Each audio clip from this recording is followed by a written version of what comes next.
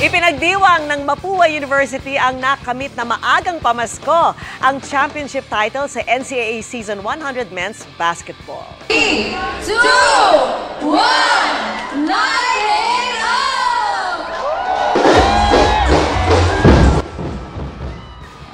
Masayang nagtipon-tipon ang Mapua community para sa symbolic bonfire at fireworks display.